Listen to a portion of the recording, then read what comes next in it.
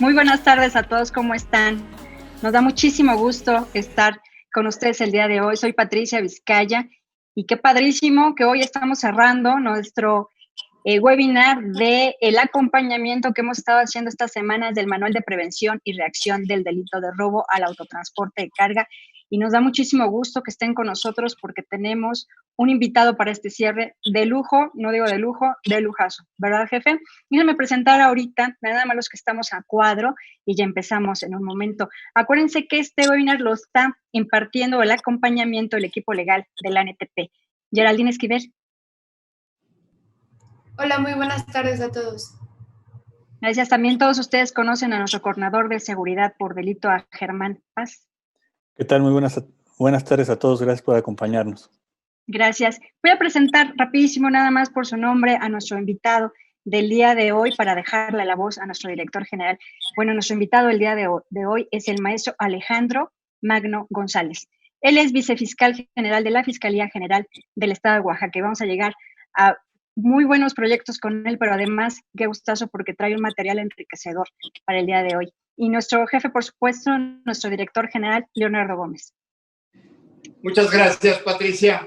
Pues bueno, estimados amigos y amigas, muy buenas tardes a todos. Gracias por continuar con nosotros.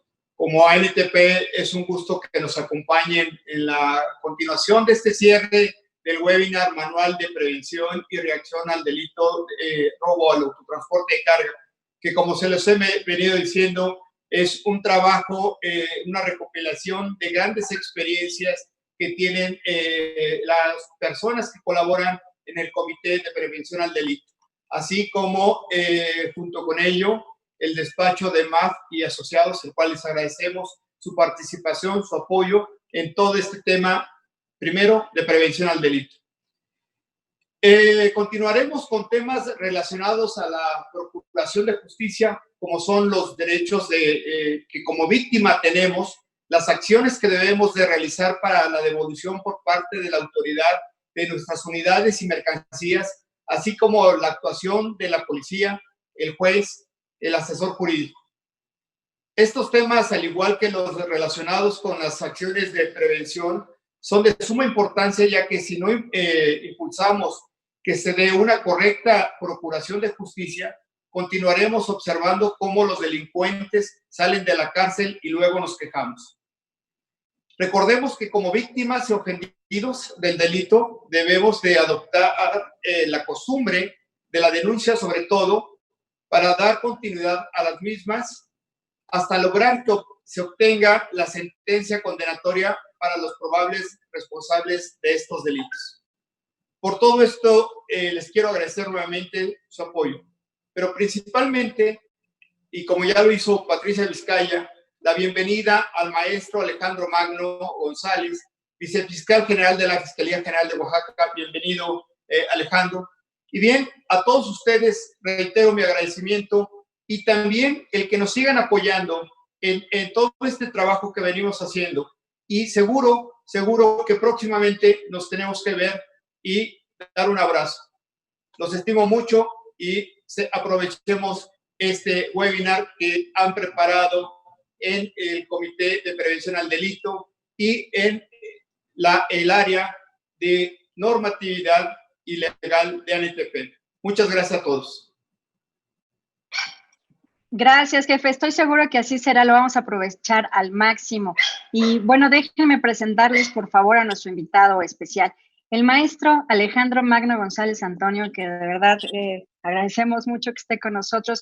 Él actualmente se desempeña como vicefiscal general de la Fiscalía General del Estado de Oaxaca. Es licenciado en Derecho con maestría en Ciencias Penales por el Instituto Nacional de Ciencias Penales, por supuesto el INACIPE, y cuenta con diplomados en Derecho Constitucional, Penal, Procesal Penal y Amparo. Fue investigador del INACIPE. Como docente ha capacitado en el nuevo sistema de justicia penal en 28 entidades del país y ha impartido en diversas instituciones académicas las materias de Derecho Penal, Procesal Penal, Teoría General del Proceso, Sistema Penal Acusatorio, por supuesto, entre otros. Es coautor del libro Juicio Oral Penal y autor de diversos artículos sobre el sistema penal acusatorio.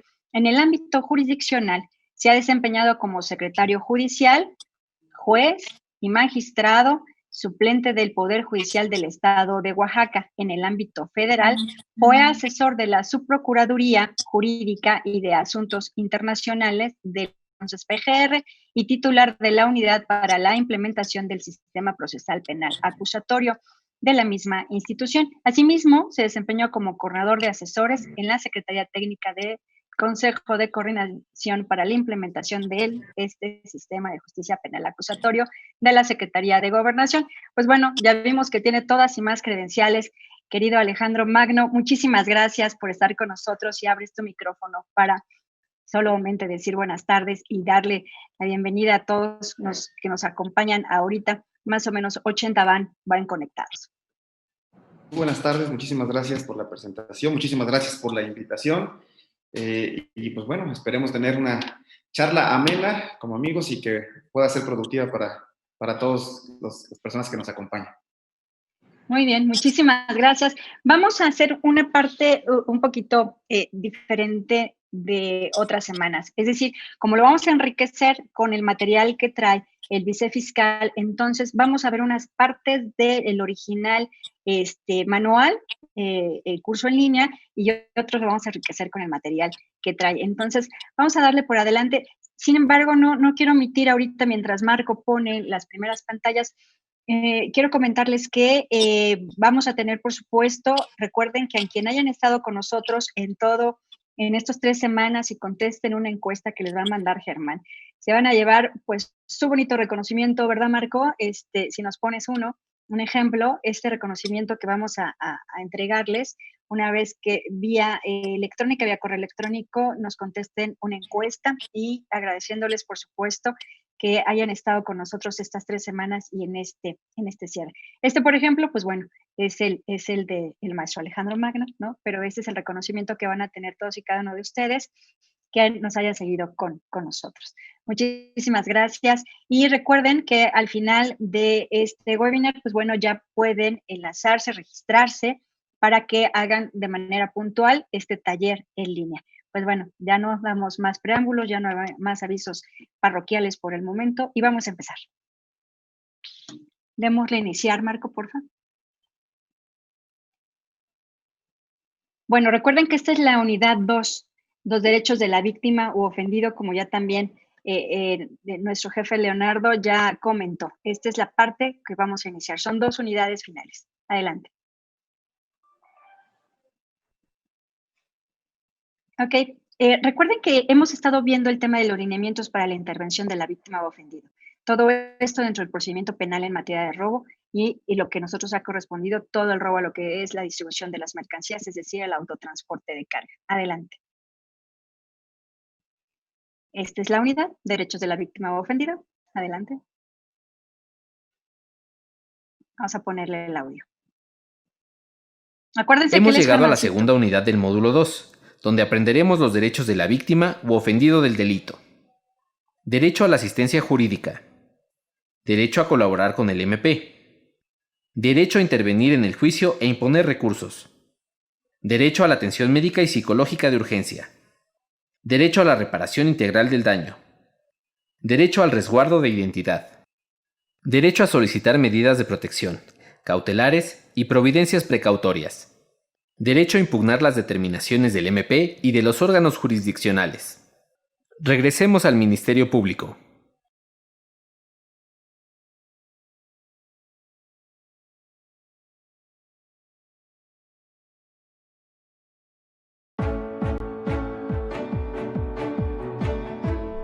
En la unidad anterior aprendimos sobre la investigación inicial, los requisitos para levantar una denuncia, las funciones del asesor jurídico y las formas en las que se puede proceder a la detención.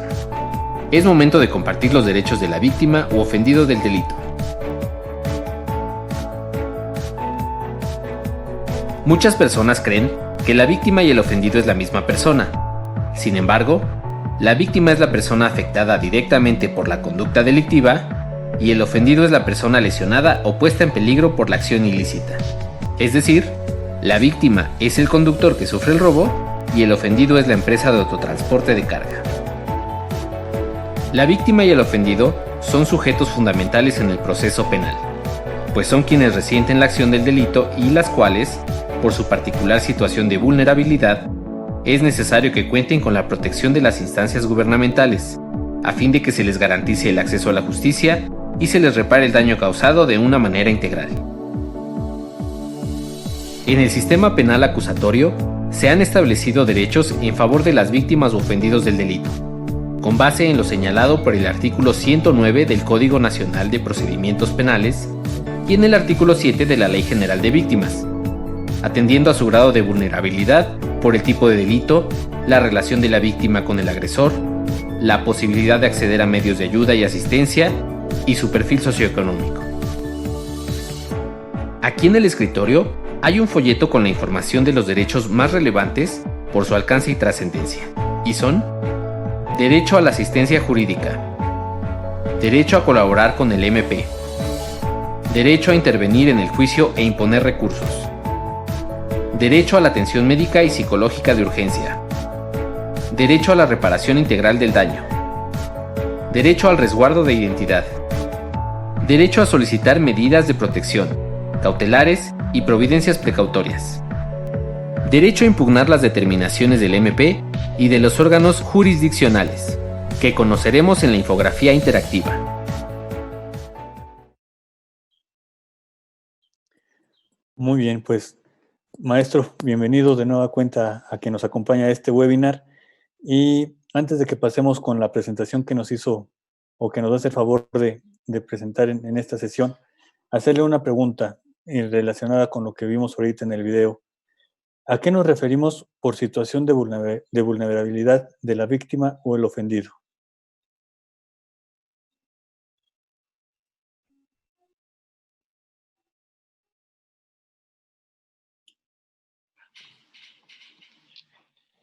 Bueno, pues excelente el video. También permítanme ahí felicitarlos, muy didáctico. Sí, la situación, por supuesto, desde la perspectiva, digamos, del campo del proceso penal, la víctima, que es sobre quien recae la comisión de un delito, se encuentra en una situación efectivamente de vulnerabilidad respecto de la situación que está ocurriendo. Recordemos que el derecho penal protege bienes jurídicos que debe tutelar el Estado, ¿no? Particularmente. Y entonces, estos bienes jurídicos que tutela el Estado o que pretende tutelar el Estado para todas las personas, pueden, a partir de la realización de una conducta específica, ser trastocados, ser vulnerados, ¿no? A partir de ahí es como partimos o planteamos la condición en la que una persona víctima de la comisión de este tipo de conductas se encuentra frente a un evento de esta naturaleza, ¿no? Y el derecho penal, en términos generales, y el derecho procesal penal, específicamente, pues lo que busca es precisamente tratar de identificar, ¿no?, la condición en la que se encuentra dentro de un evento de esta naturaleza la persona que es responsable de la comisión de esta conducta, pero también, de manera muy importante, la persona sobre quien recae la realización de esta conducta. Perfecto, maestro. Pues muchísimas gracias y adelante con su presentación. Gracias, estimado Germán, Patricia y bueno, demás compañeros. Pues bueno, trataré de ser muy puntual en lo que corresponde a este tema de la unidad 2, que son los derechos de las víctimas. Me gustaría iniciar señalando algo que creo que es muy importante. De repente somos fuertes críticos, digamos, en general del legislador en nuestro país en relación a los derechos en términos generales que podemos tener los ciudadanos. Creo que aquí es importante señalar que en materia del proceso penal, como en ningún otro país, México ha contemplado los derechos que tienen las personas víctimas en la comisión de un delito a nivel constitucional, ¿sí? Generalmente, en otros países, ¿sí?, se contemplan desde la Constitución, hablando de temas o cuestiones penales, los derechos que puede tener una persona señalada como probable responsable en la comisión de un delito. En México se encuentran, por supuesto, estos derechos contemplados en el artículo 20, ¿sí? Apartado A, pero también se encuentran, ¿sí? Los derechos de las víctimas, ¿sí? Esto creo que es importante así señalar, con independencia de que tenemos una ley específica de víctimas federal y a su vez locales, tenemos pues estos derechos muy bien contemplados en un, me parece, amplio catálogo desde la propia Constitución, ¿sí? Entonces, iniciar señalando esto que creo que es muy importante, ¿no? Y Alejandro, perdóname por interrumpirte, pero suelo tener esa muy mala forma de ser. No, pero yo creo que vale la pena para 2 avisos nada más. Tú le vas diciendo a nuestra área de producción que le vaya dando la siguiente. Y algo muy importante y que creo que vamos a valorar mucho, de repente si podemos ejemplificar, porque seguramente y lamentablemente tienes casos en el estado de robo al autotransporte de carga, nos va a ser más gráfico, porque alguna parte de nuestros escuchas, de nuestros hoy seminaristas, ¿no? No son precisamente abogados. Entonces, les va a enriquecer mucho lo que nos vayas a decir conforme lo vayamos ejemplificando, ¿no? Sí, por supuesto. Muchas gracias, Ale. No, por el contrario, ¿sí? Y bueno, les decía, entonces, tenemos esta cuestión que creo que es muy importante señalar, ¿no? Entonces, con independencia de que en nuestra Constitución se encuentran ahí, como en ningún otro país, contemplados los derechos que tienen las víctimas de delitos, por supuesto que en la ley correspondiente, que en este caso es el Código Nacional de Procedimientos Penales, que, como algunos de ustedes saben, es la ley procesal única, digamos, en todo el país en relación a cómo se regulan los procesos penales, cualquier situación, digamos, relacionada con la comisión de un delito y el trámite que se lleva para condenar o absolver o resolver, digamos, la situación que conllevó la comisión del delito, ¿sí? Se regula en esta ley, ¿no? Esta es la ley secundaria, es hace algunos años, contemplada solamente en un mismo cuerpo normativo que es el Código Nacional de Procedimientos Penales. Entonces, tenemos el catálogo de derechos, por llamarle de alguna manera, de la víctima en la Constitución, y también los tenemos en el Código Nacional de Procedimientos Penales. Por supuesto que hay una regulación especial también en la Ley de Víctimas en relación a los conceptos de víctimas. Hay podemos decir, debate histórico también en el ámbito penal respecto de la definición específica de víctima y su alcance, ¿no? Por eso la distinción también en el término víctima y el término ofendido, que muy puntual y correctamente y didácticamente se hace en el video introductorio, ¿sí? La ley de víctimas ha abarcado, digamos, ¿no? O ha tenido un mayor alcance en el concepto de víctima a la hora de víctimas indirectas y hasta qué nivel o qué grado llega la situación de víctima. Esto parecía en un primer momento no tener mayor impacto, pero lo tiene en los procesos penales en virtud de que el reconocimiento de víctima que se puede dar en un determinado caso, ¿sí? Impacta no solamente en el tema de la intervención propiamente en el asunto, ¿sí? ¿Quién puede intervenir? ¿Quién puede participar en el asunto? ¿Quién se puede decir víctima y por lo tanto tener el derecho a participar en un asunto? Sino también el derecho a la reparación del daño, ¿no? Que son quizá de los derechos más importantes que se puede tener como víctima en un asunto en particular, ¿no? Entonces, así pues, como se señaló ya, se ejemplificó también además en el video introductorio, ¿sí? Hablamos de víctimas y hablamos también de ofendidos a partir también del bien jurídico que se está tutelando, ¿no? Si sobre quien recae la conducta va a ser considerado siempre víctima, ¿sí? Quien trae en posesión, digamos, un bien material, ¿sí? Y que a quien les poseen de ese bien material, sobre quien recayó la conducta, pues es una víctima. Pero el menoscabo económico puede no recaer sobre esa persona si únicamente traía en posesión esos bienes materiales que en realidad, ¿sí? Forman parte del patrimonio de otra persona, física o moral, en su caso, ¿no? Como es en la mayoría de los casos hablando de temas de autotransporte. Entonces, hay una vulneración al bien jurídico que se protege en la persona sobre quien recae la conducta, pero también lo hay sobre quien resulta ser el propietario, digamos, del bien material, ¿no? Y hay un menoscabo económico precisamente en el patrimonio de esta persona y por lo tanto se está vulnerando también ahí su bien jurídico tutelado. Por lo tanto, debe tener también participación en el asunto y debe acceder, ¿sí?, al derecho de pago de la reparación del daño, ¿sí? Entonces, este es el panorama. La siguiente, si me pueden poner, por favor, la siguiente lámina. Me ayudan con la... Perdón, maestro, y aquí un poquito en el tema que usted acaba de explicar. Entonces, tanto la empresa como el operador, en el caso del tema del robo al autotransporte, ¿los pudieran estar facultados para presentar la denuncia ante el Ministerio Público? Es correcto, sí. De hecho, ambos son, en estricto sentido, considerados víctimas del delito, ¿no? Hay el propietario, digamos, del bien material se le considera ofendido, pero el término amplio de víctima abarca a ambos, ¿no? En ese caso. Y por lo tanto, ambos pueden, ¿sí?, dar a conocer el hecho a la institución ministerial para que se inicie la investigación correspondiente, ¿sí? Por supuesto que una vez iniciada la investigación, el Ministerio Público en un primer momento le da esta calidad de víctima a la persona que ha denunciado y sobre quien recayó la conducta, que puede ser incluso en ese mismo momento el propio operador.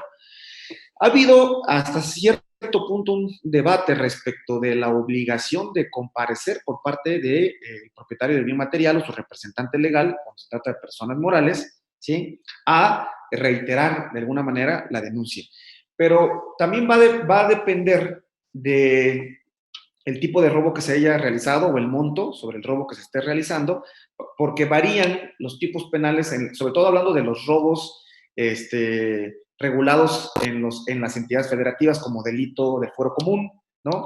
Hablando del fuero federal, digamos, tenemos otra regla más específica que ahorita comentaremos en relación al tipo penal que se establece en específico para estas conductas, pero también puede llegar a variar de acuerdo a cómo se regulen las conductas de robo en las entidades federativas, ¿no? De entidad a entidad puede haber alguna variación respecto de si el delito requiere necesariamente de querella, que la querella es una denuncia, igualmente nada más que hecha por quien se considera víctima o quien debe ser considerada víctima del delito, ¿no? Cuando hablamos de una denuncia, ¿sí?, en términos generales, es dar a conocer un evento que se considera delictuoso a la autoridad correspondiente, que en este caso es el Ministerio Público, de manera directa o a través de una policía.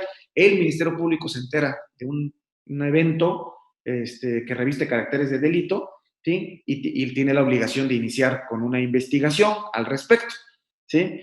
Entonces, esa es la denuncia en términos generales. Por lo tanto, cualquier persona puede denunciar. En primer término, señalar que cualquier persona puede denunciar. En determinados delitos, la ley exige, ¿sí?, como una condición para poder iniciar con la investigación, que quien denuncie sea precisamente la víctima del delito. Y en estos casos, a esta denuncia se le denomina querella, ¿sí? Entonces, puede variar en las entidades federativas, insisto, de acuerdo a cómo esté regulado la conducta específica de la que estemos hablando, ¿no? Del tipo de robo, la cuantía en algunos casos, modificar, que se pueda hacer un delito que se persiga de oficio, que como se menciona, que significa que cualquiera puede denunciar, o un delito que necesariamente debe ser iniciado con una querella, en donde entonces la denuncia solamente la puede hacer la víctima. Y específicamente tratando de contestar lo que pregunta Germán, puede presentarse a denunciar entonces, por supuesto, ¿sí?, el conductor de una unidad que acaba de ser robada, ¿sí?, como víctima sobre quien acaba de recaer la conducta de robo, precisamente, ¿no?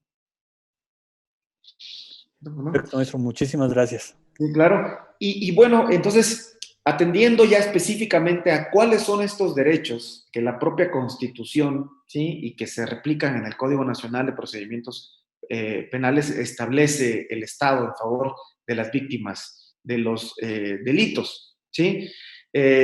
Algunos de estos derechos son derecho a la asistencia jurídica. Este es un derecho muy importante porque pareciera en la práctica, ¿no? El día al día, que las personas consideran o creen que el Ministerio Público los representa o es quien tiene la representación a partir de la comisión de un delito, ¿sí? Del interés que puedan tener como víctimas.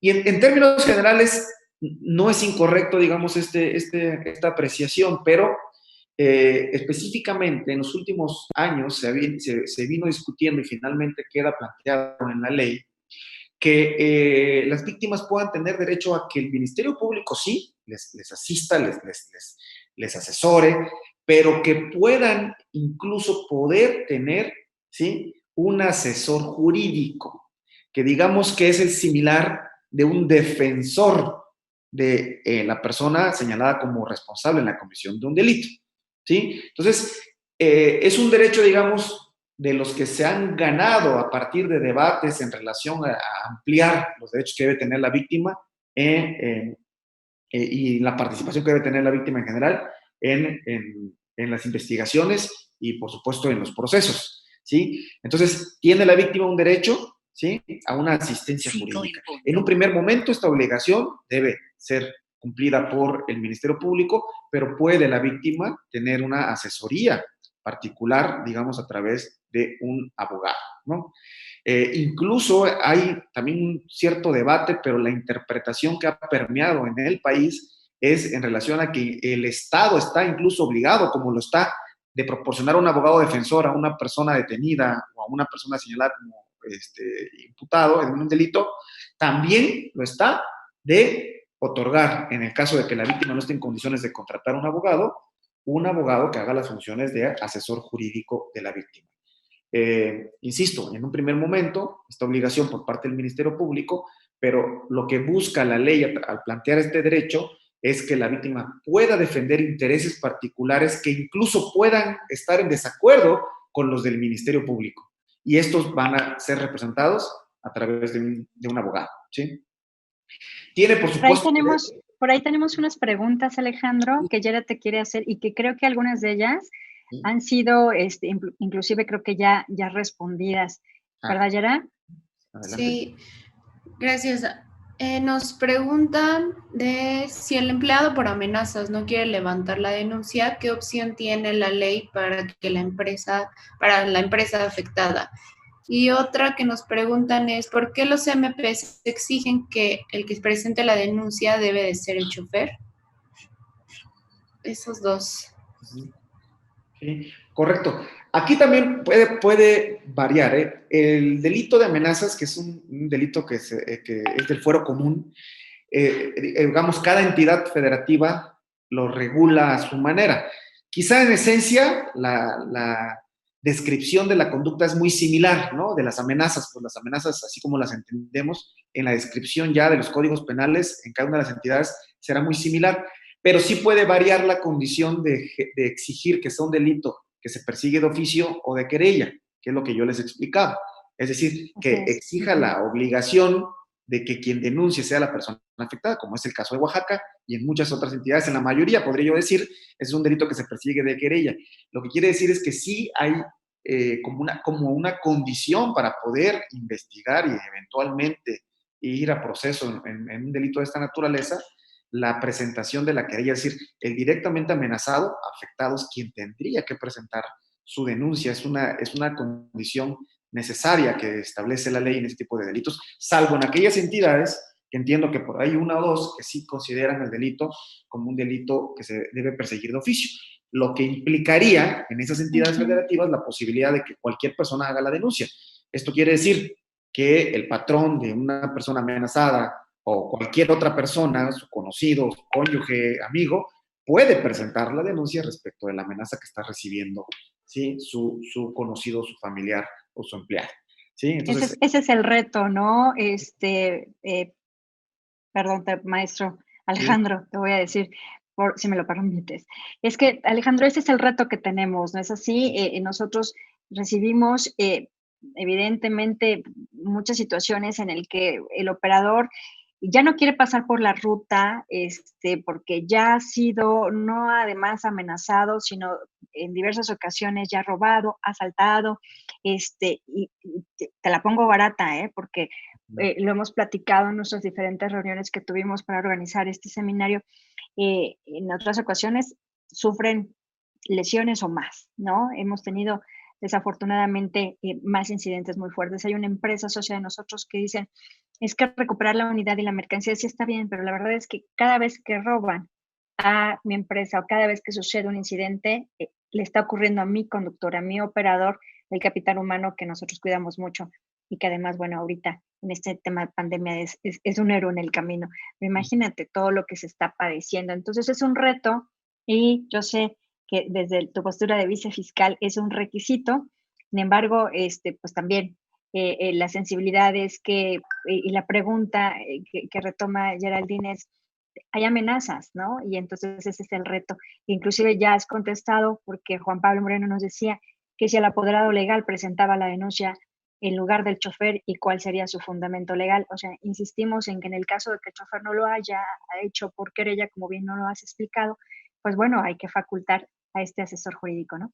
Es correcto, sí, es correcto. Y sí, miren, o sea, digamos, las condiciones o requisitos que establece la ley pues deben cumplirse son formalidades que hay que cuidar, digamos, que se establecen por una razón también que tiene que ver con la protección de derechos no solamente de quien denuncia, las víctimas, ¿no? Sino también de quien puede ser denunciado, ¿no? Las personas imputadas.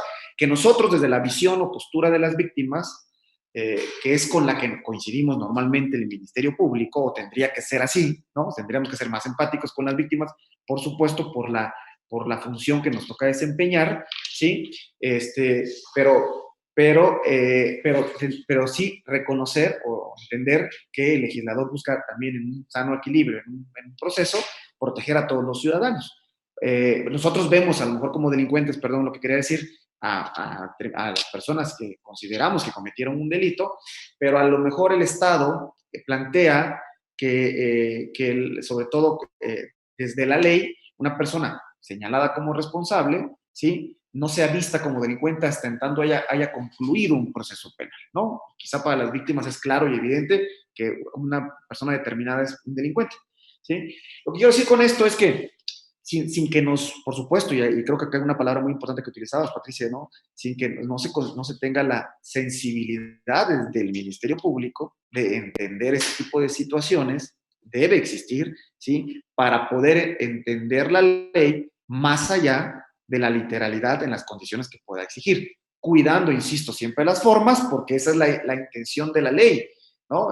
Establecer estas formas, insisto, pensando no solamente en los derechos de las víctimas de un delito, sino también en las personas que puedan ser señaladas como responsables, ¿sí? Eso es, digamos, en un Estado democrático de derecho, protector de derechos fundamentales, que parte de la idea de que cualquier ciudadano en cualquier momento pudiera ser señalado como responsable de la comisión de un delito, sin que necesariamente sea él el responsable de ese delito, ¿no? Y entonces, por eso se establece, digamos, un proceso para poder llegar después de determinadas condiciones y requisitos a un final en el que la idea es esclarecer los hechos y, por lo tanto, establecer las responsabilidades correspondientes y las consecuencias a esas responsabilidades, ¿no? Entonces, claro que sí, Alejandro. ¿Y cuál sería, por ejemplo, de este cúmulo de derechos de la víctima que a lo mejor realmente debemos de conocer muchos? Todos ustedes, todos los que están conectados con nosotros, ahorita ya vamos en 113, Alejandro, y entonces todos ellos que están conectados con nosotros pues van a recibir, si me lo permites, el material que nos has claro, ofrecido. ¿Cuál de todos estos derechos, porque hay muchos derechos de la víctima, pero cuál crees que es también muy importante en esta materia para ponerle atención, algún tip que nos puedas dar para inclusive ir avanzando en los temas? Sí, por supuesto, bueno, los que venimos comentando, el derecho a participar o colaborar con el Ministerio Público en la investigación, que de la mano con el derecho a la asistencia jurídica, tienen que ver con derechos que se han ganado en los últimos años por parte las víctimas, ¿no? En el proceso penal, históricamente, el Ministerio Público, al recibir la denuncia, se encargaba de hacer la investigación, acusar y representar los intereses de la víctima. Al ser el derecho penal un derecho público, de interés de todos, digamos, y el Ministerio Público un representante de la sociedad, lo que hacía o se consideraba por parte del Estado, y lo plasmaba en la ley, era que el Ministerio Público abarcaba el derecho o los intereses de la víctima y ser su representante. Por lo tanto, la participación en un proceso por parte de la víctima era prácticamente nula. Es decir, no había participación en el proceso por parte de la víctima. Incluso si quería pedir unas copias, tenía que hacer la solicitud al Ministerio Público para que este a su vez hiciera la solicitud con el juez. Por eso la importancia de estos derechos que se han ganado, ¿no? Una participación activa a partir del sistema acusatorio adversarial por parte de la víctima en el proceso, al grado tal, como lo comenté hace un momento, que podría llegar a tener incluso un interés contrario, ¿no?, al que pueda representar el Ministerio Público. Un interés particular que la víctima considere necesario que sea representado en el proceso, en la investigación primero, por supuesto, y en el proceso después. Y para ello, la víctima debe, por eso, tener un abogado que sea su asesor jurídico durante el proceso, durante la investigación incluso y durante el proceso. Pero quizá otro de los derechos más importantes de la mano con estos de participación en el proceso es el derecho a recibir un pago por reparación del daño. Y por pago, la ley no se limita únicamente a un tema económico. Quizá en algunos delitos en específico sí, pero no necesariamente. En otros tipos penales como el que marcaban hace rato, por ejemplo, el de amenazas, no necesariamente se va a cuantificar el daño causado en una cantidad de dinero específica, ¿no?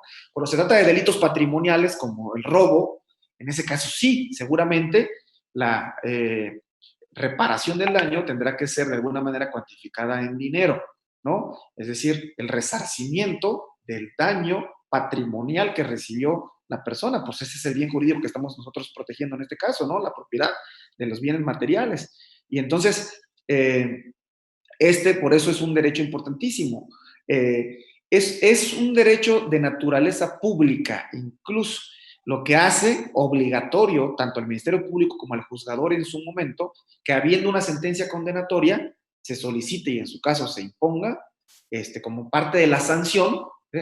Al ser de interés público, el Estado ha considerado la reparación del daño como una pena también, ¿sí? Entonces tiene, digamos, una dualidad de funciones la reparación del daño. En primer lugar, es un derecho que tiene la víctima, ¿sí? Y en un segundo lugar es ante el interés que tiene el Estado también, ¿sí? La ha convertido, y el interés público que existe sobre la reparación del daño, ha convertido a la reparación del daño en una sanción. Entonces, es un derecho de la víctima en lo particular, pero al mismo tiempo, por ser de interés público, es una sanción, lo que implica que, con independencia de que la víctima quiera o no, digamos, ser reparada del daño, la ley, el Estado obliga a través de la ley a las instituciones de procuración y de administración de justicia, ¿sí?, que en los casos en los que existe una condena, ¿sí?, es decir, en los casos en los que ya se estableció la responsabilidad penal de un individuo o de varios en la comisión de un delito, ¿sí?, la obligación de que como parte de su sanción tenga que reparar el daño, ¿no? Entonces, me parece también indispensable dentro de los derechos que debe tener la víctima, ¿sí? Tenemos otra pregunta de Jacqueline Espinosa. Nos dice, ¿cuáles serían las formalidades de la comparecencia para levantar la denuncia en relación a la asesoría jurídica?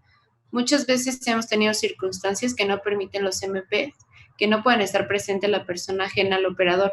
Un ejemplo de ello es en el estado de Puebla. Sí, perdón, maestro, para conjuntar dos preguntas de una vez. Muchas veces varias empresas tienen ubicado o hacen trabajos, por llamarlo así, de investigación, para tratar de ubicar en dónde está su mercancía, ¿no? Pero al momento de ellos querer coadyuvar con la autoridad, principalmente a lo mejor con el Ministerio Público, y poder solicitar una orden de cateo, el mismo Ministerio Público les pone bastantes trabas, ¿no? Desde el hecho de decir, oye, ¿por qué estás investigando tú? Oye, estás entorpeciendo la investigación. En estos casos, maestro, igual en el tema de coadyuvar con la autoridad, aquí como víctimas o como coadyuvantes, ¿qué podemos hacer para que este derecho se nos respete? Sí, tanto en las dos preguntas tienen que ver con algo que es muy importante señalar, ¿no? la práctica procesal, que a veces, desafortunadamente, va más allá de lo que se plantea, establece y obliga la ley, ¿no? Es verdad que seguramente hay comportamiento negligente, yo diría, o incluso corrupto por parte de muchísimos ministerios públicos. Eso ninguna de las personas, por mucho que tengamos la investidura del Ministerio Público, podemos negarlo. Eso es una realidad que se vive en nuestro país, y seguramente en muchos otros países. Entonces, voy a tratar de contestar señalando las dos cuestiones, ¿no? La cuestión legal, ¿no? y teórica, y la cuestión práctica, para tratar de encontrar un punto intermedio y cómo tener una solución, ¿no? de esta problemática. O sea, lo que la ley establece es el derecho que tiene la víctima de participar, ¿sí? en la investigación, tener un asesor jurídico, en todo caso, que intervenga. En la doctrina, no en la ley, pero en la doctrina se reconoce la existencia de algo que se llama investigación privada, ¿sí? La ley no ha establecido como tal. El artículo 21 constitucional dice que quien investiga es el Ministerio Público y, digamos, con apoyo de la policía y de peritos, pero habla de que el Ministerio Público es quien investiga, ¿no? Y tiene el monopolio, digamos, de la investigación, ¿sí? Incluso antes también del ejercicio de la acción penal. Hoy por hoy, veremos un poquito más adelantito, la víctima también puede ejercer acción penal. En algunos casos, ¿no? Muy, muy limitados, pero en algunos casos. Lo que quiere decir que el Ministerio Público ya no tiene ese monopolio de ejercer acción penal, pero sí lo tiene todavía respecto a la investigación. Sin embargo, en doctrina, y me parece que además esto ya tiene un respaldo en criterios jurisprudenciales, se habla de una posibilidad de hacer una investigación privada. Nada más que la condicionante de esta investigación privada es que la información que se obtiene a partir de los actos privados de investigación que realice una víctima, ¿sí? Tienen que ser suministrados en algún momento forzosamente al Ministerio Público y tienen que conformar la investigación del Ministerio Público. Eso tendría que suceder y el Ministerio Público tendría que permitirlo, es decir, no tendría que poner trabas para ello, ¿no? Por el contrario, tendría que facilitar, ¿sí? las herramientas de investigación que están a su alcance y bajo su mando, a efecto de que en esta coadyuvancia, ¿sí? la investigación se fortalezca, ¿sí? que la víctima pueda realizar estos actos, ¿sí? y que estos actos sumen, ¿sí? a la investigación que realiza el Ministerio Público. Tendrán que pasar un escrutinio y por eso la necesidad de que esta información que obtienen a través de actos privados de investigación lleguen al Ministerio Público. El Ministerio Público tiene que vigilar primero, antes que lo haga el juez, que estos actos de investigación se realizaron sin vulneración a derechos fundamentales de terceros o del probable responsable, ¿sí? Eso sí debe cuidar el Ministerio Público. Si obtiene esta información a través de actos de investigación privada, pero que vulneraron derechos de alguna persona, sobre todo de la persona que está señalada como responsable, el Ministerio Público no puede, la ley no lo permite, considerar la información que se ha obtenido como válida, ¿no? Por el contrario, tendría que considerar como ilícita, digamos, esta información, ¿no? Entonces, distingo, pues, de lo que la ley establece y de lo que pasa en la práctica. ¿Qué pasa en la práctica? En la práctica, por supuesto que al Ministerio Público le incomoda, ¿no? En general, no tendría que ser así, insisto, y por eso cada institución de procuración de justicia en el país tendrá que establecer los candados, mecanismos de vigilancia para que esto no suceda, modelos de organización y de gestión también que impidan lo más que se pueda este tipo de conductas. El Ministerio Público, ante la incomodidad en la participación de la víctima en lo que considera su trabajo, pues puede poner trabas, puede no permitir, ¿no? el desahogo de determinados actos, y si me permiten, y hablando con toda la honestidad posible también, muchas de las veces con una intención que va más allá de un tema de ego, digamos, de la función que desempeña, ¿no? Y que tiene que ver con conductas específicas de corrupción, ¿sí? Mientras más difícil te la haga, mientras más necesario sea, mientras más indispensable me vuelva, pues más posibilidades tendré a lo mejor de acceder a un beneficio no legal, ¿no? Para que tu asunto avance, para que tu asunto tenga un resultado. Y eso sucede, por supuesto. Nosotros todos los días tenemos quejas, desafortunadamente, en Oaxaca respecto a actuaciones de ministerios públicos y que se tratan de atender, ¿no? muy puntualmente. Seguro. Oye, Alejandra, a lo mejor estamos moviendo mucho tu presentación, pero la verdad es que estoy muy gustosa de que están haciendo una diversidad de preguntas y queremos aprovechar porque nosotros hemos estado pues desde el 2018, ¿verdad, Germán?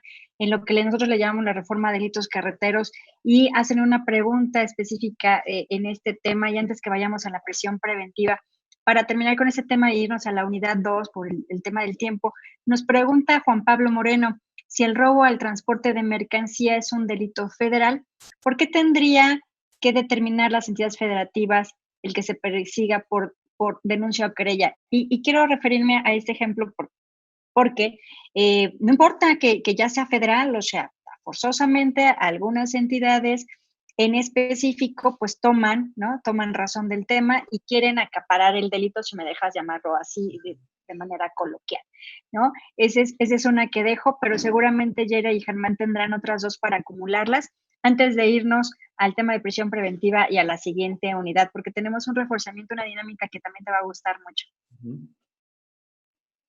Germán, ¿tenemos alguna otra?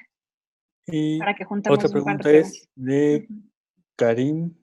Dice, si algún operador estuviera involucrado en dicho delito, ¿qué requisitos solicitaría la Fiscalía para que pueda ser procesado? Okay. Le dejamos esas dos Sí. preguntas, vemos prisión preventiva y quisiera que vieras un reforzamiento. Es una dinámica que trae Geraldine para todos. Sí, yo quise ser más amplio en el tema de las entidades federativas en los robos, para, o sea, no especificar en la conducta de transporte de robo o transportes de mercancía, que efectivamente lo tenemos como un tipo penal federal, ¿sí? Y las condiciones de regulación están en el Código Penal Federal, ¿no? Para ser más amplios, digamos, en el robo, porque puede haber robo en algún tema de autotransporte con otras características, digamos, ¿no? Y que pueda, nosotros lo tenemos todos los días en esa interpretación de competencias, establecerse que resulta que es un robo de fuero común. Podría ser, ¿sí? Puede generalmente en esta conducta, pues es federal, ¿no? Ahí no tendríamos ninguna duda, ¿no? Se trata de un robo de transporte de mercancías, ¿sí? Pero, insisto, puede haber algunas conductas que se relacionen, que sean parecidas, pero que estén reguladas, pero que sus características se tipifiquen más otra conducta, ¿no? O sea, asemejen más a otra conducta de robo que esté considerada como un delito de fuero común. A eso me refería, ¿sí? Y por lo que hace a la otra, ¿qué se necesita? Fíjense, alguien mencionaba también que por qué la obligación de que tenga que venir el conductor, ¿no? A presentar la denuncia. Más allá de que pudiéramos verificar en cada caso la necesidad o la obligación, pues, de que sea el conductor que presente la denuncia o pueda realizarla el apoderado legal, en el caso de que el patrimonio que se menoscabó sea de una persona moral, también es cierto que, por supuesto, que sobre quien recae la conducta se convierte no solamente en víctima del delito, sino en el primer testigo y el más importante quizá de la conducta realizada. Y recordemos, tratando de contestar la pregunta de qué se necesita para procesar a una persona, pues lo que se necesita son pruebas, ¿no? Y entonces, ¿qué es lo que hace el Ministerio Público en la investigación? Es recabar pruebas. O sea, la realización de actos de investigación, que es la tarea primordial del Ministerio Público y además inicial del Ministerio Público, consiste precisamente en realizar actos de investigación, obtener de esos actos de investigación información.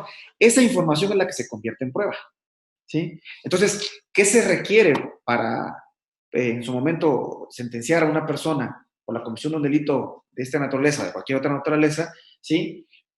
Convencer al juez a través del proceso, ¿sí? Con pruebas. Entonces, el Ministerio Público obtiene pruebas a partir de la información que resulta de estos actos de investigación. Un primer acto de investigación, un delito de esta naturaleza, pues es la declaración del propio conductor sobre quien recayó la conducta de robo. Lo que él va a declarar, eso se va a convertir en una prueba testimonial. La información testimonial a partir de la entrevista que se realice con el conductor, insisto, más allá de su condición de víctima, va a resultar primordial como base de la investigación propiamente dicha, ¿sí? Y al concluir la investigación, el Ministerio Público tendrá la información suficiente que transformará en pruebas, ¿sí? A través de los medios probatorios necesarios y correspondientes también, para frente al juez, ¿sí? Convencer que se trata del responsable de la comisión de determinado delito. ¿Correcto? Yera te tiene por ahí unos comentarios que hicieron y nuestro público, ¿verdad, Yera? Y otra pregunta es, por ejemplo, cuando hablamos de las medidas cautelares, ¿cuáles son las medidas que nos podrías recomendar para los operadores y qué obligación tienen las empresas para poder apoyar y cumplir de que se lleven a cabo estas? Correcto. Aquí también rápidamente haría una distinción, ¿no?, entre lo que son las medidas de protección que dicta el Ministerio Público durante la investigación y las medidas propiamente ya cautelares, que son las que dicta el juez durante el proceso, que es a lo que me iba a referir ahorita con el tema de la prisión preventiva, y aprovecho ahorita lo comentamos, ¿no? Entonces, en un primer momento, derivado de la condición de víctima, independientemente del delito que se haya cometido en contra de esta víctima, el Ministerio Público, atendiendo determinadas condiciones, circunstancias o incluso la propia solicitud de la víctima, puede dictar medidas de protección, ¿sí?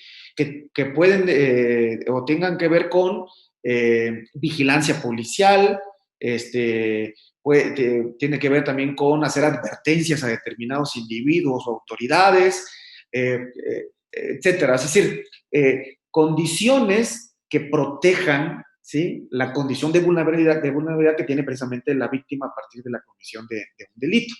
En algunos casos, el cumplimiento de estas medidas de protección requerirá del apoyo o intervención de algunas autoridades, pero también en algunos casos incluso del particular. Podría ser, retomando el ejemplo que plantean, ¿no?, como medida de protección, que determinado individuo o chofer que, digamos, conducía y que sobre quien recayó un robo, o tenga una amenaza, sobre quien recaiga una amenaza, ¿no?, considerar por parte de la empresa a lo mejor que no transite, digamos, por una determinada ruta, ¿no? Entonces, sí habría a veces la participación incluso en particular, a partir de lo que, de acuerdo a las circunstancias, determine el Ministerio Público como una medida de protección. Ahora, hay medidas cautelares, ¿sí?, que estas las impone el juez, y estas se imponen una vez que el Ministerio Público ha llevado el asunto frente al juez. Una vez que el Ministerio Público ha puesto el asunto en conocimiento del juez, en virtud de que su investigación ha avanzado lo suficiente como para considerar que sí existe la comisión o existió la comisión de un delito, y lo suficiente como para considerar que existe al menos la probable responsabilidad en su comisión de parte de una persona o de varias personas que estén identificadas.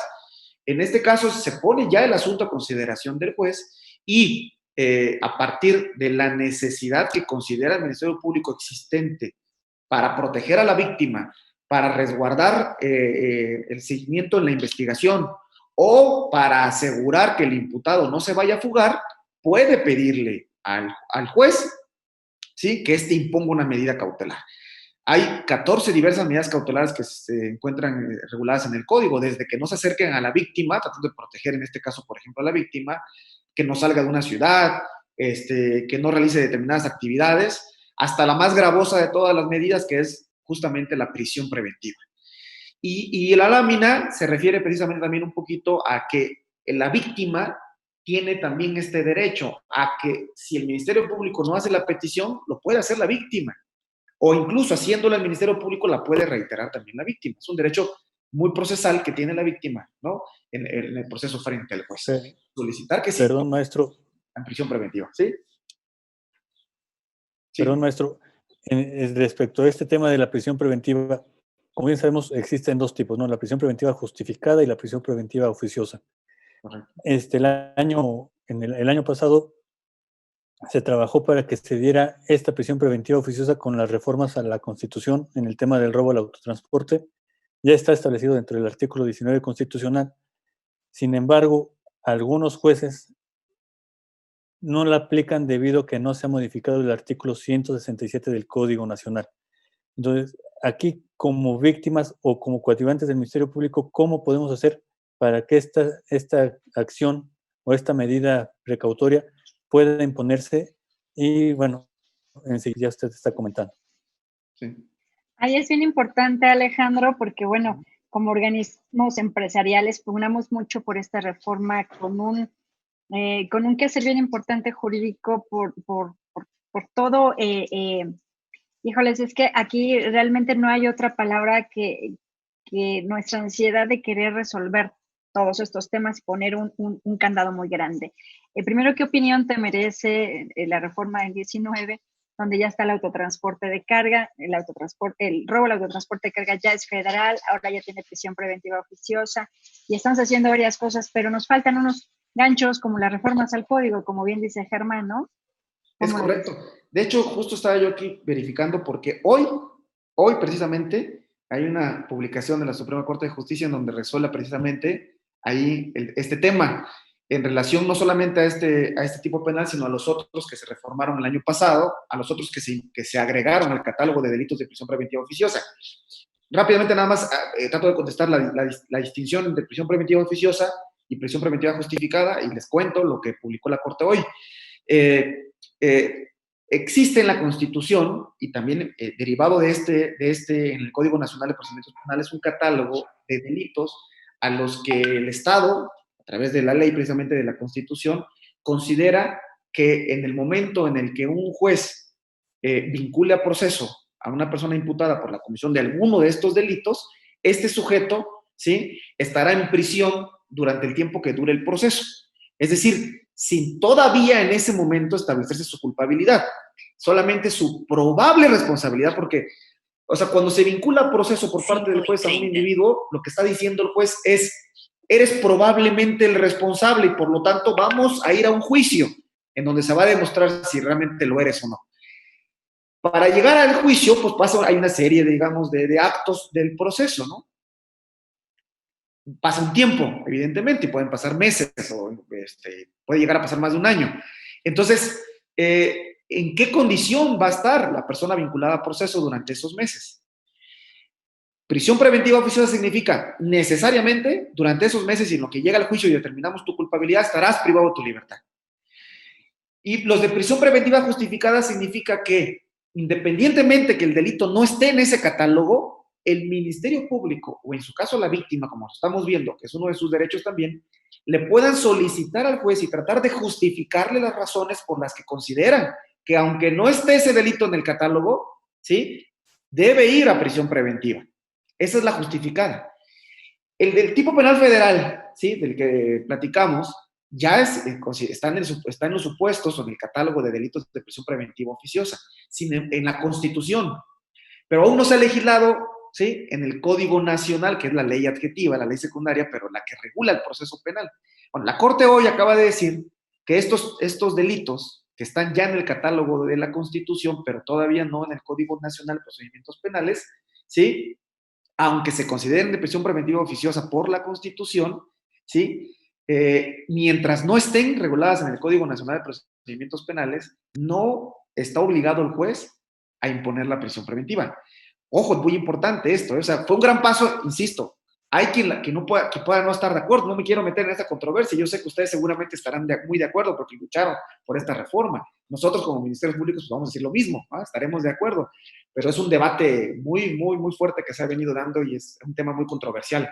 Independientemente es o no correcto que esté este tipo penal y otros que se agregaron en la Constitución, la Corte nos está diciendo hoy, y ojo con eso, hay que tener cuidado con eso, que se tendrá que justificar la prisión preventiva en este tipo penal incluso, porque había una controversia, había jueces que decían que sí, había jueces que decían que no, nosotros no habíamos tenido, digamos, mayor problema en alguno de estos tipos penales que se manejan acá, no específicamente el de robo a transporte de mercancías, porque es un delito federal, como ya lo hemos comentado, pero sí conocemos, ¿sí?, sobre todo en el ámbito académico, la controversia que se ha generado a partir de esto, ¿sí?, y los distintos criterios o los encontrados criterios de los diversos jueces.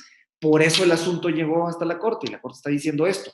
No lo ha publicado, ¿eh? Hoy nosotros nos enteramos, ya nos llegó la notificación, pero seguramente en los próximos días se publicará formalmente este criterio que ha resuelto ya la Corte, lo que implicará ahora trabajar en la legislación al Código Nacional para que pueda agregarse, ¿sí?, en el catálogo correspondiente este tipo penal como delito de prisión preventiva oficiosa. Pero si no, yo no me preocuparía tampoco tanto, no es que no me preocupe, o sea, yo confío que el Ministerio Público debe saber cómo justificar una prisión preventiva, ¿sí? Y en los casos que existan las condiciones, justificarla, ¿sí? Pedirle al juez y justificarla.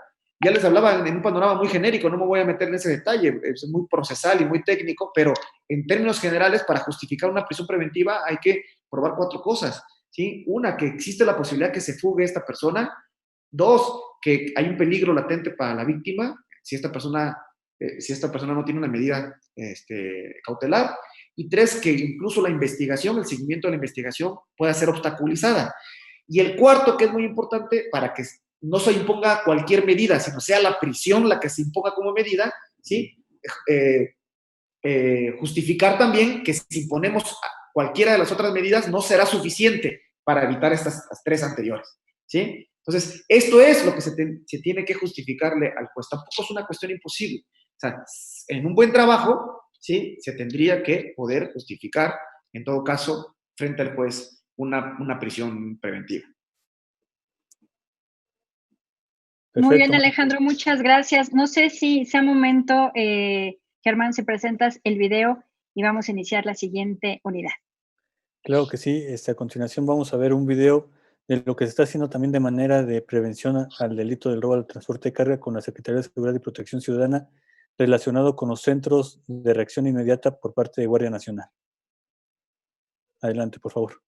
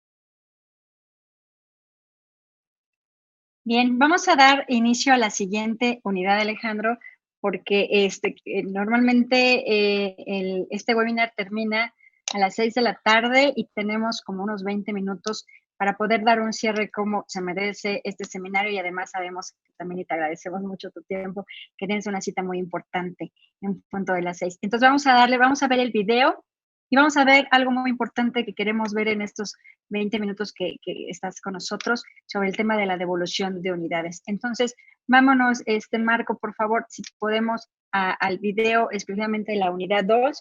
Recuerden a todos que una vez que se puedan hacer la unidad completa, ¿no? Todas las unidades, todo el curso, todos los módulos. Entonces, vamos a ver todo el procedimiento penal. De esto trata esta unidad, pero en especial vamos a ver el tema de la devolución del vehículo. Vámonos directo al video, Marco, vamos a darle.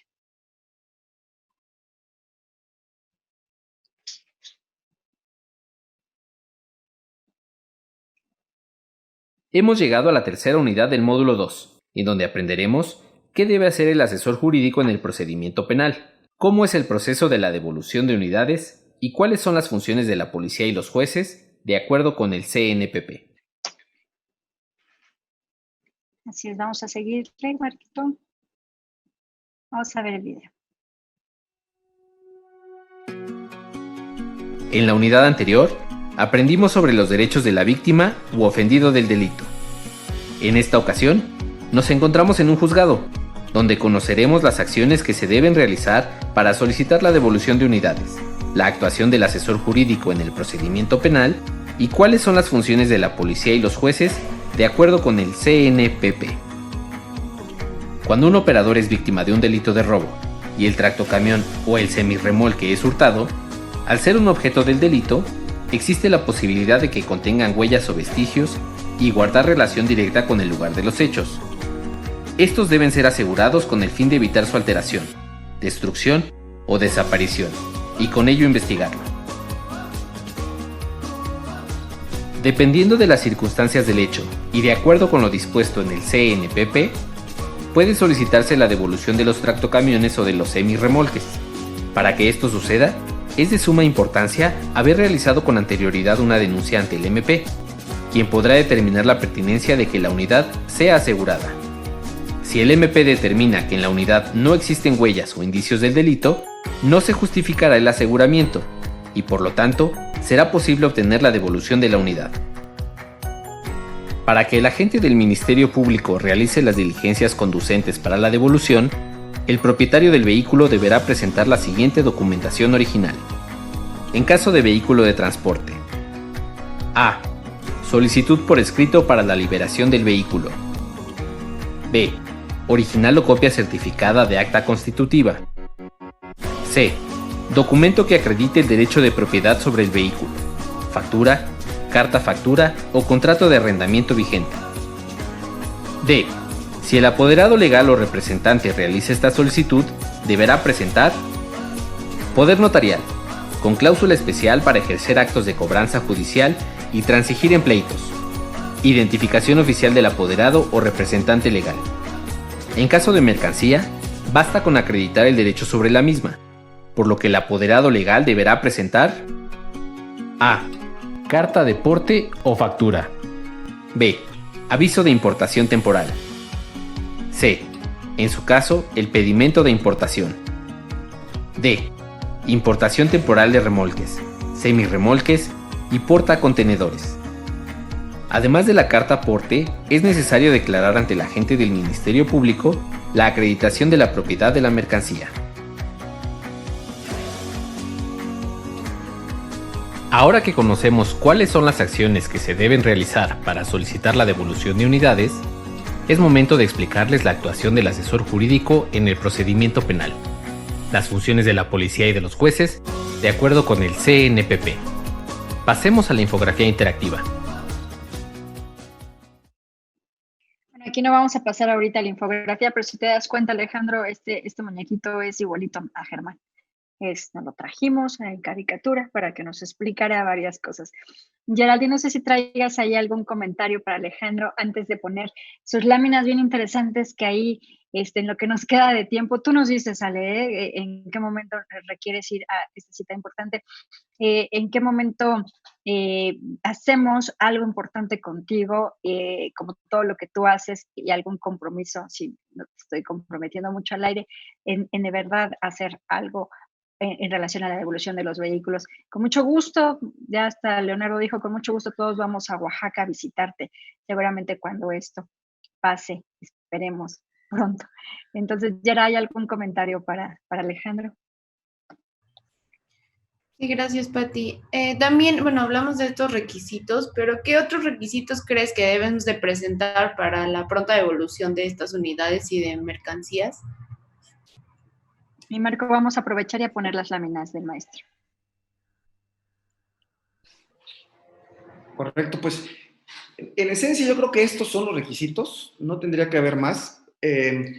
Va a también depender, y aquí es importante señalarlo, de los distintos modelos, digámosle así, de atención que pueda haber en las fiscalías cuando se trata de, otra vez, de un tema de una entidad, ¿no? Cuando se trata de la Fiscalía General, la República también tiene su propio proceso, digamos, y su modelo, ¿no? de devolución, pero en estricto sentido, eso es lo que tendría que ser. ¿Por qué? Porque efectivamente el vehículo se convierte, el vehículo de transporte se convierte pues, en un indicio como parte de la investigación. Si no hay una justificación de la necesidad de que continúe ese indicio en poder del Ministerio Público para la investigación, y hoy habiendo tantas herramientas, digamos, tecnológicas, fotografías, videos, etcétera, es muy difícil que pueda justificar un Ministerio Público que necesita de la unidad por mucho tiempo. La justificación principal que se tiene es, habrá que hacer las periciales correspondientes, ¿no? Sobre el vehículo que se necesita. Se verifica casi en todas las fiscalías, eso es un tema también que se ha discutido en la conferencia de procuradores.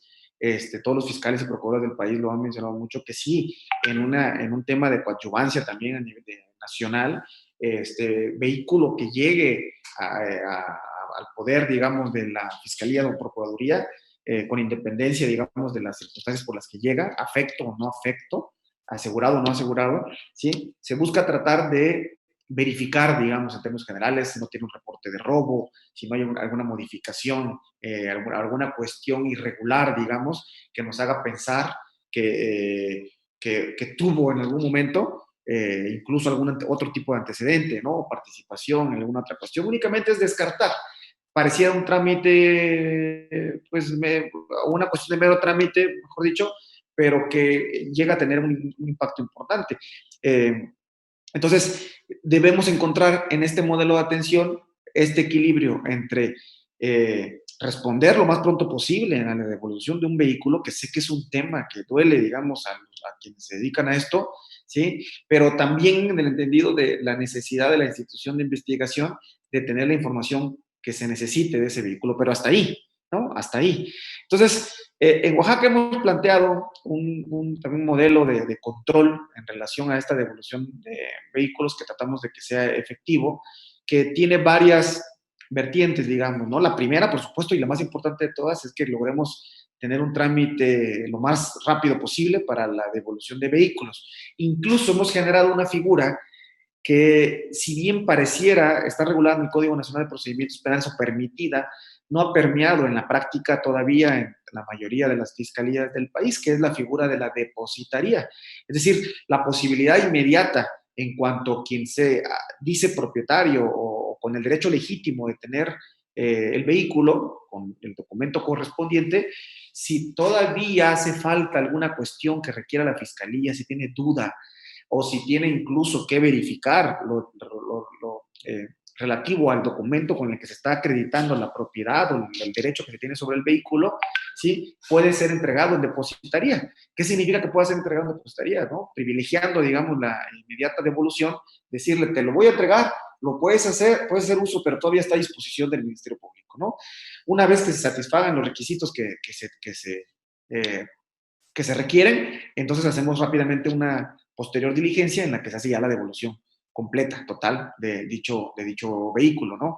Entonces, yo diría que no se debería de requerir más, ¿no? Documentación. Creo que estos son los importantes. En el caso de mercancías, pues estos requisitos son los comunes, y en el caso propiamente como tal del vehículo, pues la acreditación del derecho que se tiene sobre dicho vehículo para que pueda ser devuelta, y todo esto siempre y cuando se haya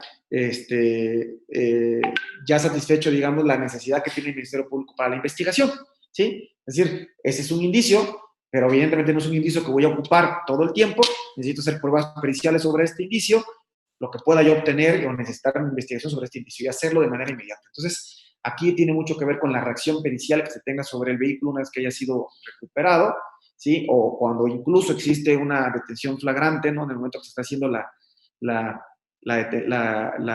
robo, ¿no? En el momento mismo que se está haciendo el robo, a lo mejor llega la policía correspondiente, ¿sí? Sí, Y a veces resulta que pues el propio chofer o los propietarios dicen, a ver, vete, luego ya llegaron, ya detuvieron a la persona, pues ya no te lleves el vehículo, ya no hay necesidad, ¿no?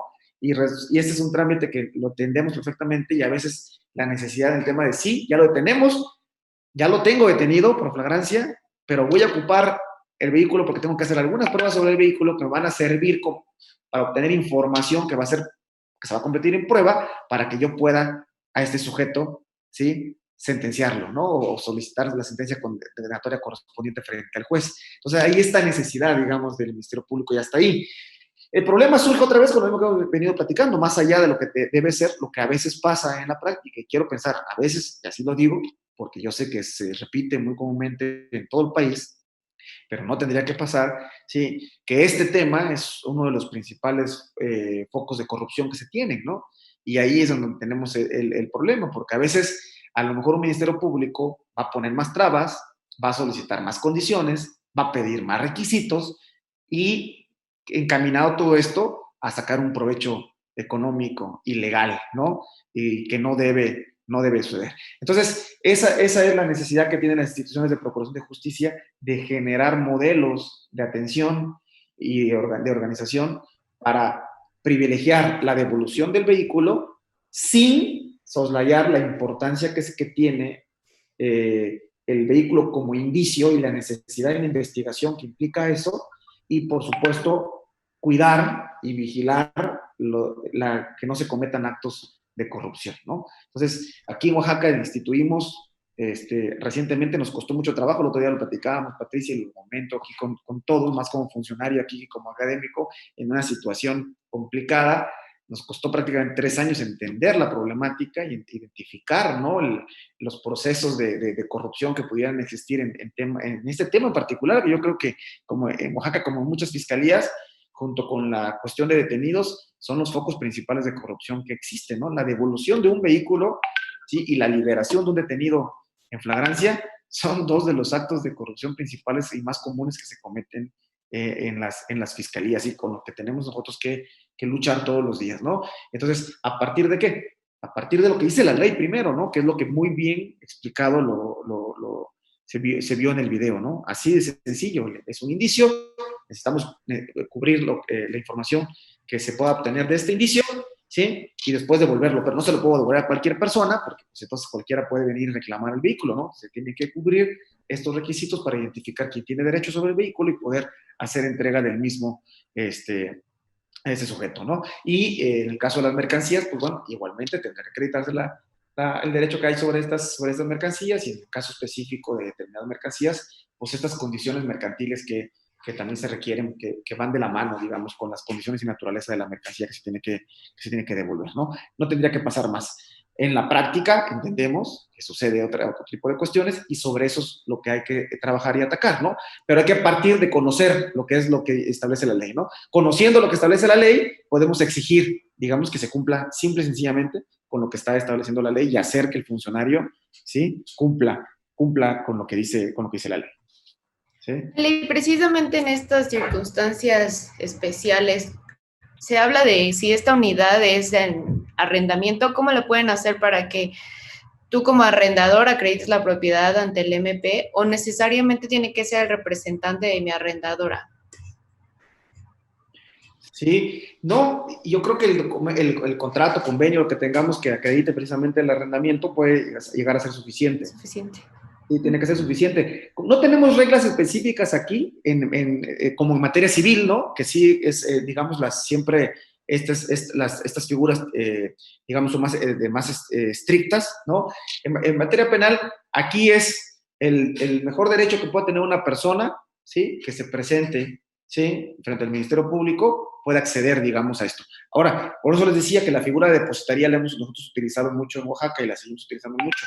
Cuando hay alguna duda, por ejemplo, aparecen dos personas con dos documentos similares, mandamos a hacer periciales respecto de la autenticidad de ambos documentos, ¿no?, para ver quién es, porque no estamos en una cuestión civil, no vamos a meternos en esa controversia, sino es una cuestión penal, pero tengo dos documentos, yo presumo de buena fe que ambos documentos son válidos, legítimos, y lo que hago es mandar a hacer periciales sobre ambos respecto de la autenticidad y nada más.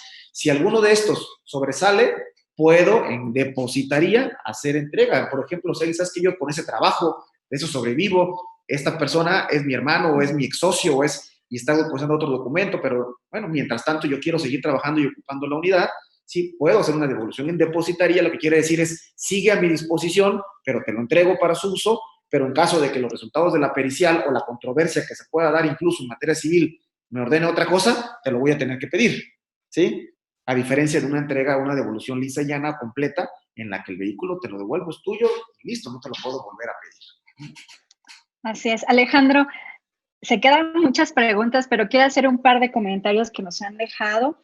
Esto por el tiempo y sobre todo por agradecerte el tiempo que nos has generosamente ofrecido, de verdad con tanto esmero, y de verdad yo te noto algo bien importante y que creo que nos caracteriza, además a la organización, déjame decírtelo, ¿por qué no? Porque esto no es presuncioso, pero es algo que es contagioso para nuestro equipo.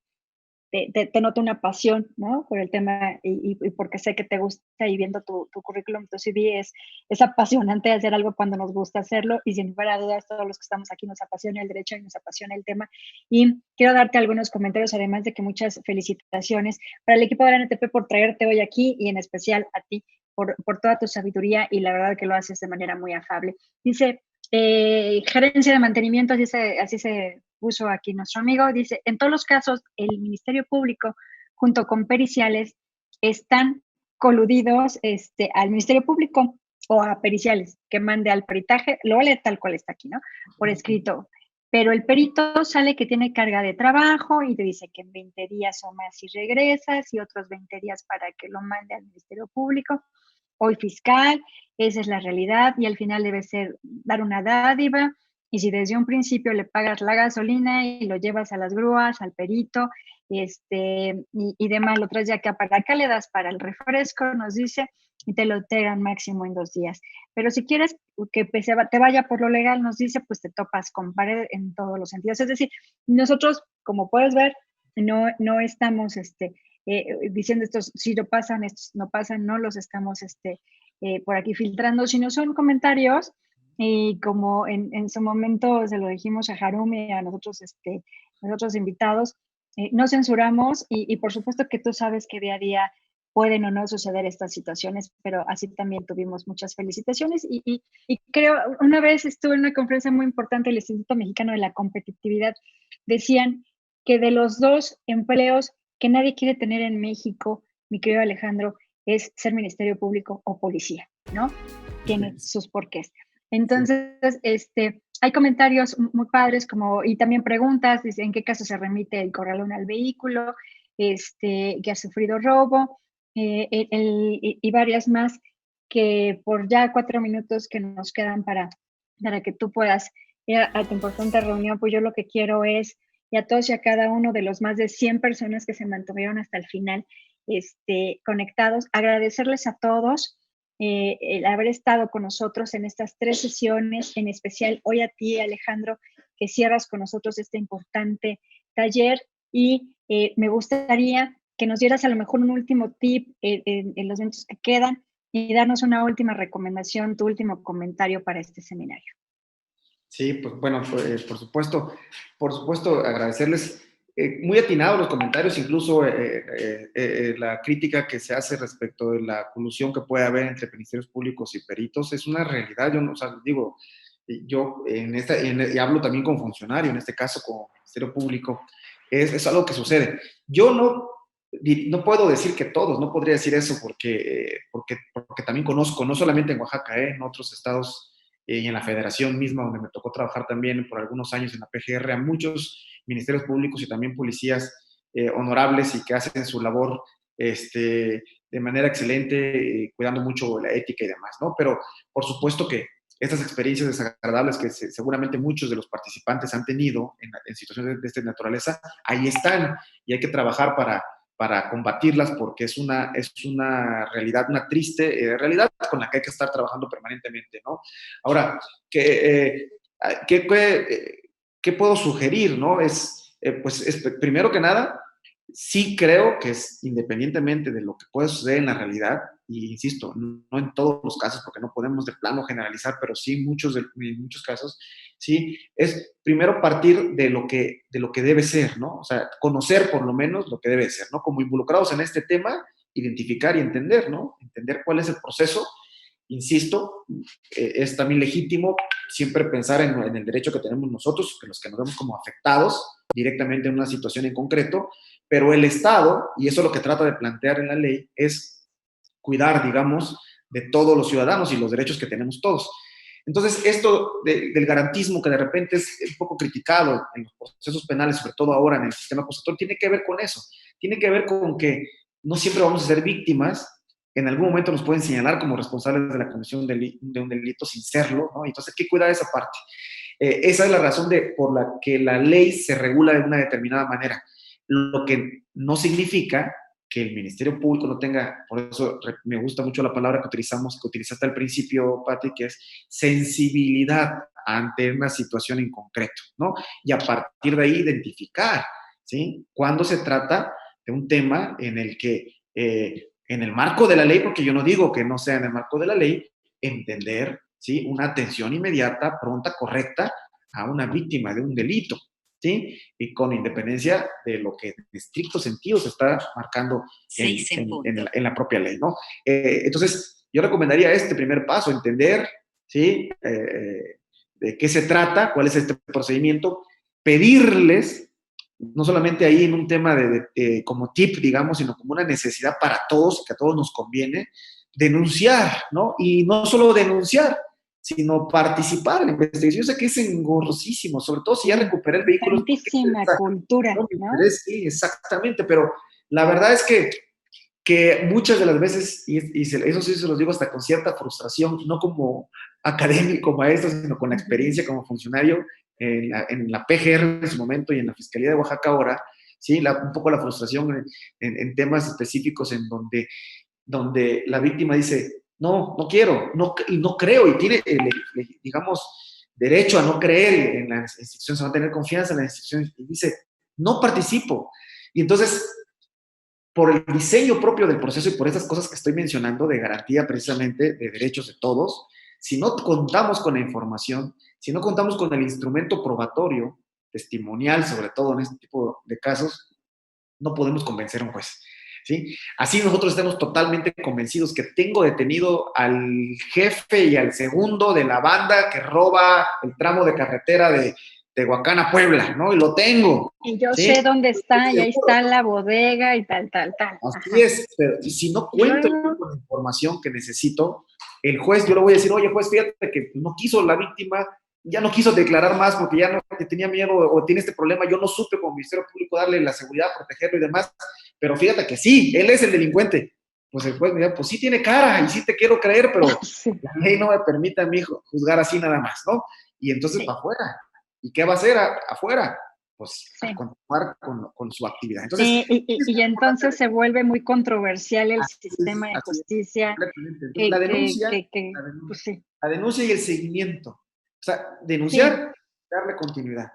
Tratar de ir poco a poco, paulatinamente confiando en las instituciones, es una labor bien difícil, pero yo creo, y vamos a hablar parte de la institución de Procuración de Justicia, creo que poco a poco vamos mejorando y sobre eso tenemos que seguir trabajando. Es un reto, y yo te comprometo, porque ya son las 6 en punto, yo te comprometo, y a todos ustedes, amigos, y los que son parte de la Comisión de Prevención y Combate al Delito que coordina Germán, tengan por seguro que vamos a tener más noticias de don Alejandro Magno, porque vamos a hacer un compromiso bien importante para devolución de unidades que a lo mejor lo podemos llevar a otros estados y municipios, ya sea en la propia Fiscalía o a los que todavía se resisten en no soltar el delito, a lo mejor a algunos locales, no lo sé, lo vamos a ver. Y me encanta que ya está Leo con nosotros. Patricia, perdón, si me permites Ajá, rapidito, no, dime. quiero Sí, por favor. porque es importante, por lo Sí, que estás diciendo. claro. Y podemos trabajar, creo que Oaxaca ha sido un referente de alguna manera en muchos temas y queremos serlo en ese tema particular. El fiscal general, mi jefe en Oaxaca, es el vocero de la conferencia de procuradores, representa a los procuradores. Ah, mira, esa sí no me la sabía. Es importante en esa conferencia con todos los fiscales y procuradores del país. Entonces, creo que sí tenemos mucho que poder aportar, subirlo ahí con todos los fiscales, incluyendo, por supuesto, el fiscal general de la República, para que este tema pueda tener resultados que yo creo que todos los que nos están escuchando quieren. Así es, me encanta, me encanta. Leo, ya viste, ya nos comprometimos, nos vamos todos a Oaxaca a cerrar estos puntos de negociación. Y bueno, pues es tu último comentario, me encantó. Leo, gracias Geraldine, gracias Germán, y quiero agradecerles a todos y cada uno de ustedes al haber estado con nosotros conectados, más de 100 hasta esta hora, muchísimas gracias. Jefe. No, pues muchas gracias primero a nuestra audiencia, como siempre, el espacio que nos brindan para compartir las mejores prácticas en el tema de la prevención al delito. Lo dije desde un inicio, es para nosotros una responsabilidad el poder transmitir y compartir este conocimiento. Te agradezco, Alejandro, el espacio que también nos brindas a NTP. Somos usuarios del transporte de carga, se tiene también flota propia, y dentro de ello tenemos que trabajar juntos para buscar un mejor país. Y en ese sentido, la prevención al delito no podemos ni debemos dejárselo solamente a la autoridad. En ese sentido, tenemos que hacer una labor que nos permita a todos tener un tema primero de prevención, acción y, por supuesto, como también lo comenté en un principio, las denuncias son muy importantes. Démosle seguimiento. El apoyo de la autoridad lo va a recibir sí, solo sí, también nosotros hacemos nuestra tarea. Agradezco, Alejandro, a todo el equipo de NTP que hace posible este ejercicio día a día. Germán, muchas gracias, felicidades. A Patricia Vizcaya, a Geraldine y bueno, nuestro invitado, Alejandro, gracias. Y a todos ustedes agradezco también el que nos acompañen semana a semana. Al equipo de staff de The Tree, muchas gracias por todo este apoyo tecnológico. Muchas gracias. Gracias, Recuerden ingeniero. inscribirse en el taller en línea para que lo tengan por completo y a nuestros siguientes webinars que vamos a tener muchas noticias, por supuesto, ya lo comenté, de la propia Fiscalía. Gracias, jefe, gracias a todos, que tengan muy buenas tardes, gracias por seguirnos todas estas ediciones para terminar el webinar. Muchas gracias. Hasta Gracias, luego. Alejandro, muchas gracias.